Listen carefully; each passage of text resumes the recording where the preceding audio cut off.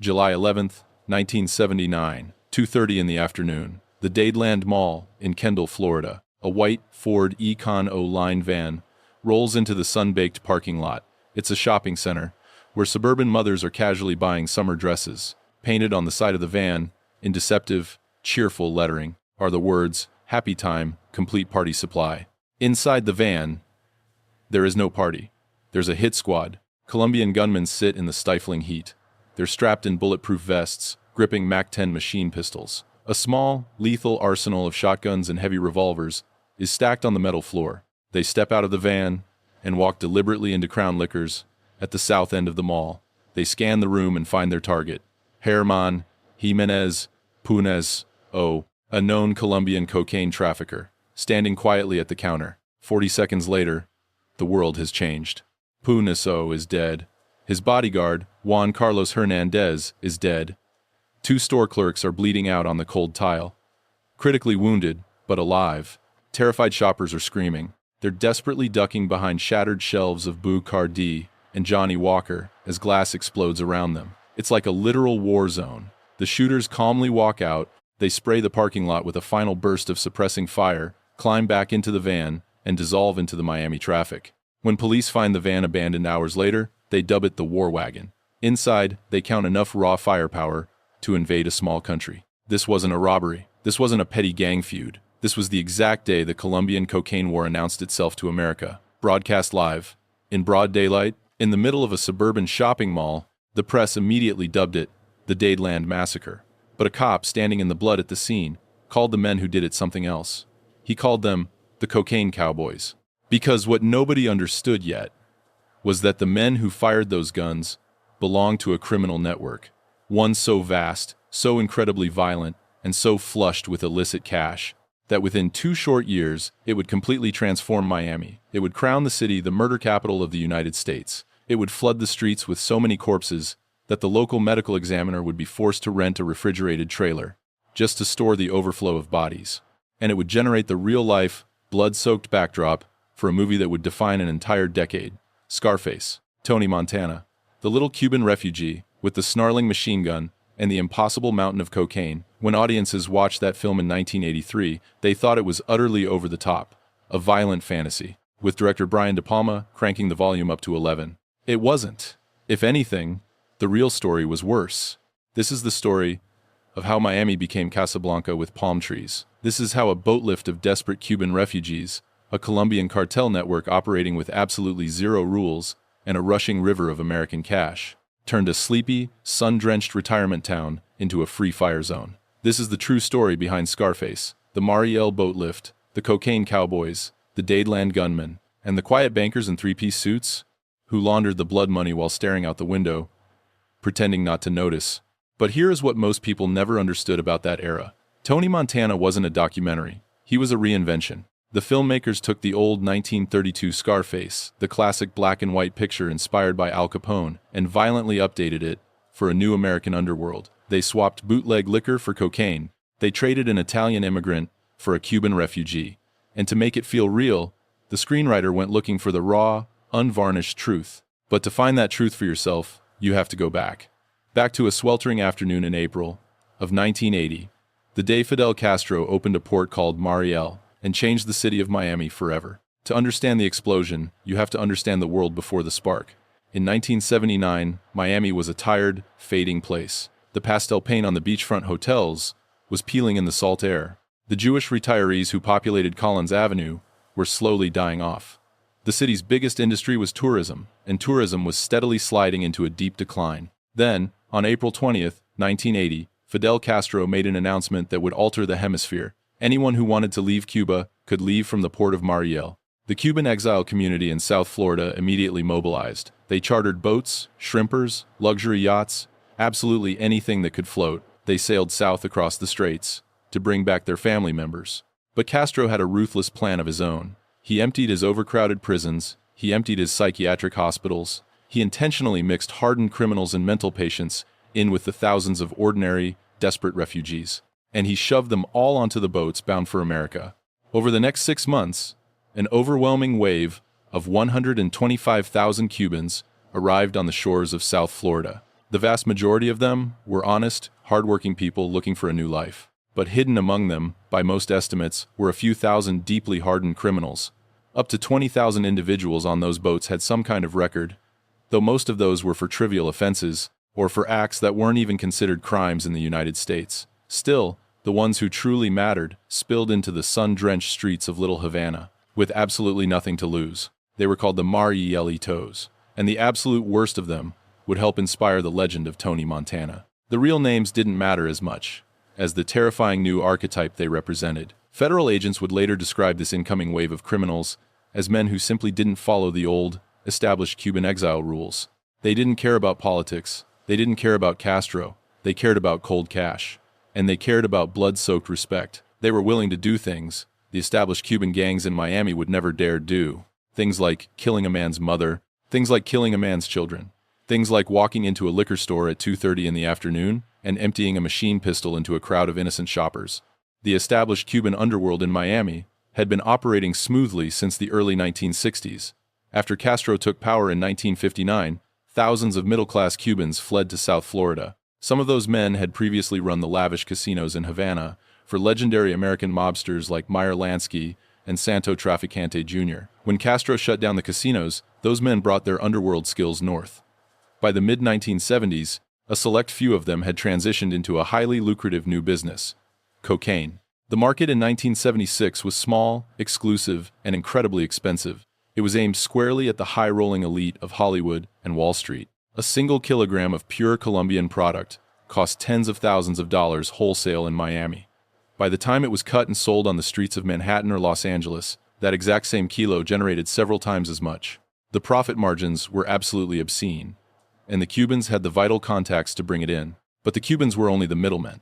The real product came from Colombia, specifically from a sprawling mountain city called Medellin. The men who controlled the supply were already becoming dark legends. Pablo Escobar, the Ochoa brothers, Carlos Lader, they'd figured out a logistical masterpiece that the old heroin traffickers never had. Cocaine could be flown. A single twin-engine plane could carry hundreds of kilos at a time. A single airborne load worth tens of millions of dollars wholesale. And South Florida, with its endless, unpatrolled coastline, its thousands of remote private airstrips, its sprawling swamps and hidden inlets, was wide open for the taking. When the Mariel Boatlift arrived in 1980, the Colombians suddenly had a terrifying new asset they had never possessed before: a bottomless supply of disposable foot soldiers. These were men who would flawlessly execute a hit for just a few $1,000s. Men who didn't know anyone in town, didn't have local families to protect, and didn't care about going to American prison, because anywhere in America was better than the hell they had just come from. The Colombians immediately stopped paying the Cubans their middleman prices.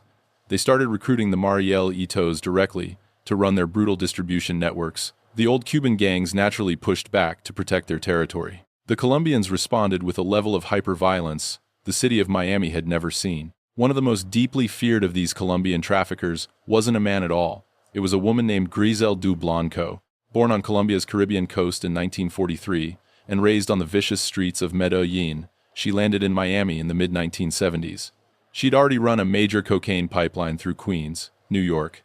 She was short, heavy-set, and operated with a sociopathic coldness that even hardened cartel killers found deeply disturbing. She pioneered the infamous motorcycle hit, two gunmen on a single bike, seamlessly pulling up to a target's car at a red light, while the passenger empties a machine pistol through the glass. She's directly linked to dozens of murders, and by some law enforcement counts, as many as 200. Her own sons grew up to become cocaine traffickers. One of them, literally named Michael Corleone Blanco, after Al Pacino's character in The Godfather. Griselda was the incredibly rare female boss in a fiercely male-dominated world, and she ruled her empire by being significantly more vicious than any man standing around her. They called her La Mudrina, the godmother.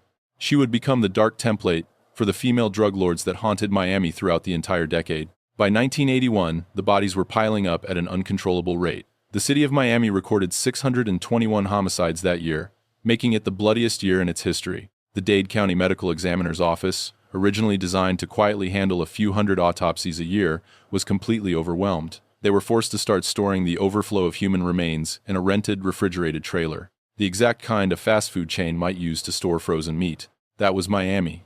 In November of that year, Time magazine plastered the blood-soaked city on its cover. The headline simply read, Paradise lost.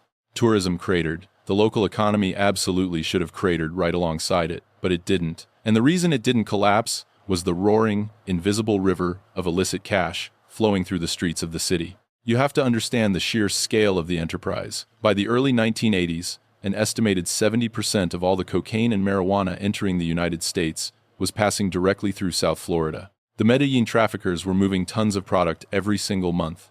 The street value was generating billions of dollars a year, and every single bloody dollar had to be laundered. The Federal Reserve Branch in Miami began to notice something deeply anomalous. While every other Federal Reserve Branch in America ran a cash deficit, meaning more cash flowed out into the economy than came in, the Miami branch was sitting on a cash surplus. $5 billion a year. $5 billion.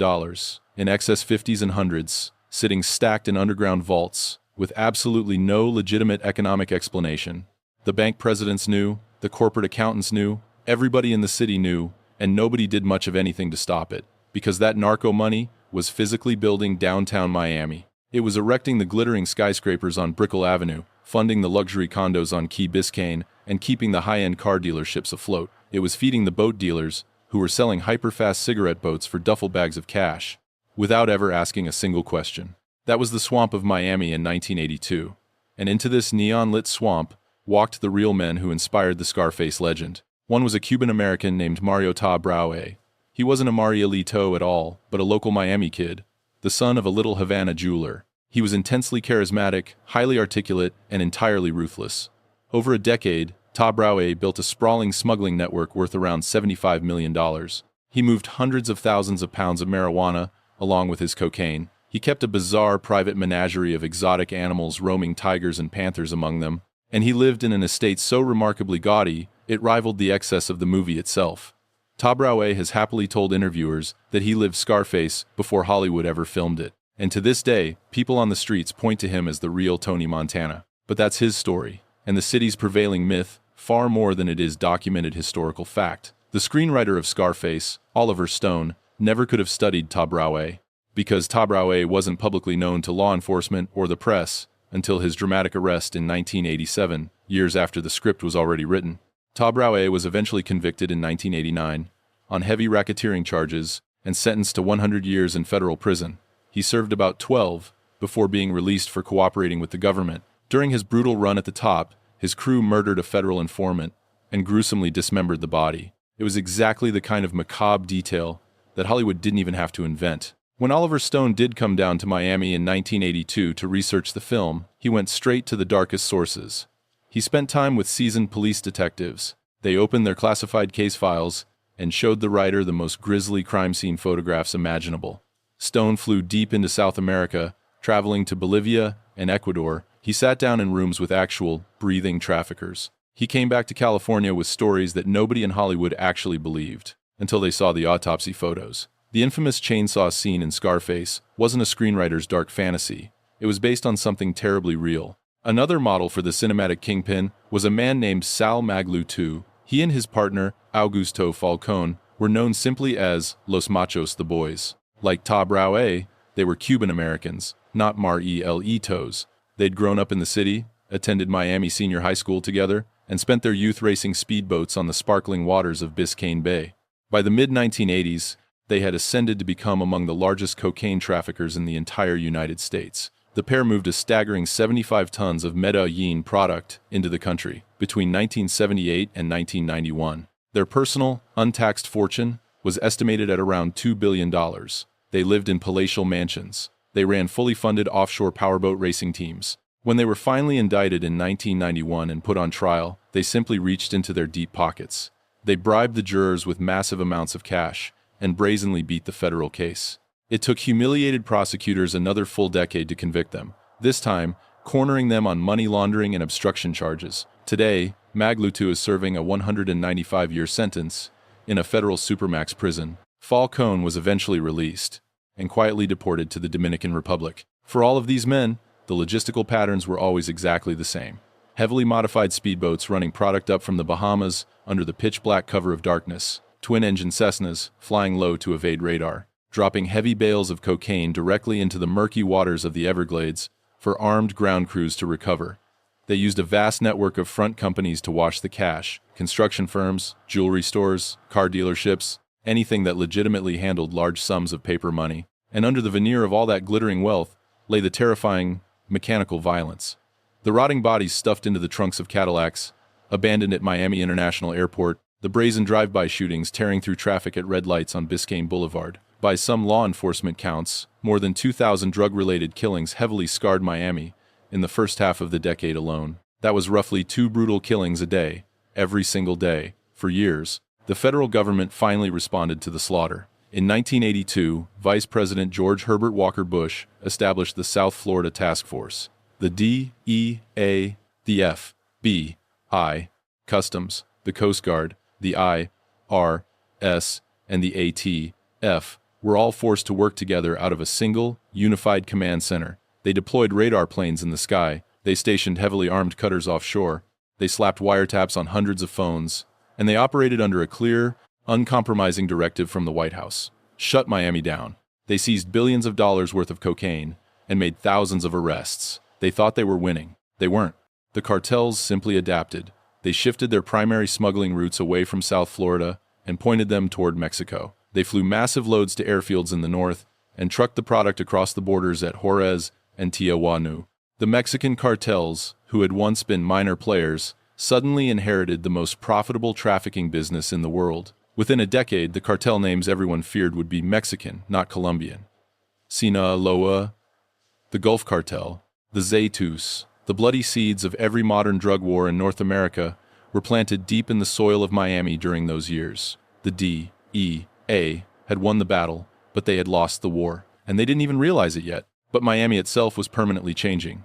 The very cocaine money that had stained the city in blood had also built it. By the mid-1980s, downtown Miami possessed a soaring skyline. Brickell Avenue was lined with towering bank buildings, some constructed almost entirely with laundered drug money, legitimized through commercial real estate. The Mutiny Hotel in Coconut Grove, the unofficial headquarters of the cocaine Cowboys, the lavish playground where Magluta, Falcone, Tabraue, and dozens of others had held court, was finally shut down. But the staggering wealth it generated had already poured outward, funding new condos, upscale restaurants, art galleries, and the total renovation of South Beach. The Miami you see today, the glittering, neon-lit metropolis of Art Deco hotels, Cuban coffee, and luxury shopping, was built squarely on a foundation of dead bodies and white powder. And then there was the devastating human cost. The Mariel Boatlift who had arrived on those boats as desperate refugees were rounded up by the thousands. Many of them, even those who had committed absolutely no crimes, were warehoused indefinitely in federal detention, simply because the government refused to grant them legal status. The tension finally snapped in November of 1987. Cuban detainees violently seized the federal prisons in Atlanta and Oakdale, Louisiana, demanding a halt to their deportations. More than 2,000 inmates across the two heavily fortified facilities took part in the uprisings. The Atlanta standoff lasted for 11 tense days, becoming the longest prison siege in American history. The cruel stigma against the Mariel Boatlift lasted for decades. Honest, hardworking refugees were permanently tarred by their forced association with the violent criminal minority that Castro had deliberately unleashed. As for the original cocaine cowboys, they died one by one, and most of them died violently. No one was ever convicted of the Dadeland Massacre itself. The hit was eventually traced back to Griselda Blanco's ruthless network, and one of the suspected gunmen, Carlos Ramirez, was killed in Colombia about a year later. Blanco herself was arrested in 1985 and convicted of cocaine trafficking, conspiracy, and eventually murder. After spending nearly 20 years behind bars, she was deported back to Colombia in 2004. On September 3, 2012, Griselda Blanco was walking out of a butcher shop in Medellin when a lone gunman on a motorcycle rode past and shot her twice. She had spent her entire life killing people from motorcycles. She died the exact same way. The blood debt had finally collected itself. Mario Tabraue served his time and is now a free businessman operating in South Florida. He owns a private zoo. He gives unrepentant interviews about the violent old days. Saul Magluta will die in a federal supermax prison. Willie Falcone was released and deported. Pablo Escobar was gunned down on a Medellin rooftop in 1993. Carlos later, after testifying against Panama's Manuel Noriega, sat in a U.S. prison for decades before his quiet release in 2020 and subsequent deportation to Germany, the Ochoa brothers served out their sentences in Colombia. But Tony Montana, the fictional version, the little Cuban with the heavy gold chains, the immaculate white suit, and the impossible mountain of cocaine on his desk, turned out to be the most enduring legacy of all. When the movie premiered in 1983, it made money, but it split the critics right down the middle. Some completely recoiled at the grotesque violence. Others, like the legendary Roger Ebert, gave it 4 stars, and later crowned it a great film. Over the next 40 years, Scarface became something nobody ever expected. A towering cultural monument. The poster of Al Pacino holding the smoking machine gun hangs on dormitory walls, it flashes in hip-hop videos, and it watches over barbershops from Brooklyn to Bogota. Tony Montana became the universal shorthand for a certain kind of dark American dream, the dream of arriving with absolutely nothing and taking everything by brute force, the dream that inevitably ends with you floating face down in a fountain full of your own blood. What the movie inherently understood, and what the real Miami of the early 1980s understood, was that this war had never just been about drugs. It was about the terrifying moment when a new kind of money showed up. Drug money. Untaxed, unregulated, soaked in violence. But it was real money that built American cities. Money that bought judges, and politicians, and police chiefs, and bankers. The cocaine cowboys weren't just criminals. They were the unlicensed architects of modern Miami. The city stands today as their glittering monument. The Brickell skyline, the luxury condos on the bay, the expensive yacht slips, and the high-end boutiques on Lincoln Road. All of it traces back, one way or another, to the heavy bricks of cocaine that came ashore in the dead of night, and the bodies that piled up on the medical examiner's cold loading dock. That was the truth Hollywood almost got right. Tony Montana was fiction. But the bullets were real, the kilos were real. The blood that ran down the gutters of Coconut Grove and Little Havana and Hialeah was entirely real. The $5 billion in excess cash, sitting in the Miami Federal Reserve Vault every year, was real. And the men who fired those MAC-10 machine pistols inside the Crown Liquors at the Dadeland Mall on the sweltering afternoon of July 11th, 1979, they weren't characters in a movie. They were a warning the country didn't hear in time, a warning that some doors, once violently kicked open, never close again. Miami learned that lesson the hard way. America never quite learned it at all.